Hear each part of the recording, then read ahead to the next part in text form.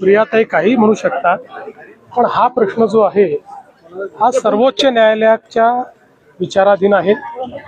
आता सर्वोच्च न्यायालय या संदर्भात निर्णय देणार आहे, पण त्यापूर्वी लोक न्यायालयाने हा निर्णय 2024च्या विधानसभा निवडणुकीत दिलेला आहे आणि लोक न्यायालयाने शिवसेना ही सन्माननीय एकनाथराव शिंदेजींची आणि राष्ट्रवादी ही अजितदादा पवारांची आहे, यावर शिक्कामोर्तब केलेला आहे।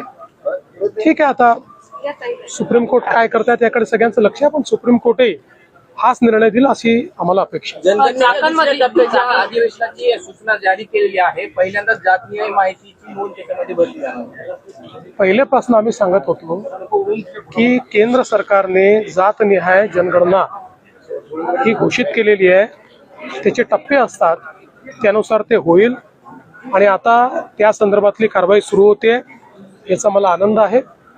एक खूप मोठी मागणी अनेक वर्षांपासून होती, कुठल्याही सरकारने कधीच ती मान्य केली नाही, पण मोदी सरकारने ती मान्य केली, त्याबद्दल मी मोदी सरकारचे मनापासून आभार मानतो। प्रकरणी शरद पवार साहेब आज प्रत्यक्ष पाहणी दौरा करतात आणि त्यांनी ट्विट सुद्धा केलेलं होतं। त्या ट्विटला मी उत्तर दिलेलं आहे। पवार साहेब ज्येष्ठ नेते आहेत, ते नेहमी महाराष्ट्राच्या हिताचा विचार करतात, म्हणूनच त्यांच्यापर्यंत चुकीची माहिती जाऊ नये या दृष्टीनं खरी माहिती मी त्या ठिकाणी दिली। सर्वात जास्त कंपन्या महाराष्ट्रात सुरू झालेल्या आहेत, सर्वात जास्त फंक्शनल कंपन्या महाराष्ट्रात आहेत। ज्या नॉन फंक्शनल कंपन्या आहेत, ज्या कधी सुरूच होऊ शकलेल्या नाहीत, त्याचा आकडा देऊन काही लोक फसवेगिरी करतायत। मात्र आता माझ्या ट्विट नंतर सगळ्या गोष्टी समोर आल्या आणि चाकणचा जो विषय आहे तो निश्चितपणे गंभीर आहे, तो आम्ही गांभीर्याने घेतलेला आहे।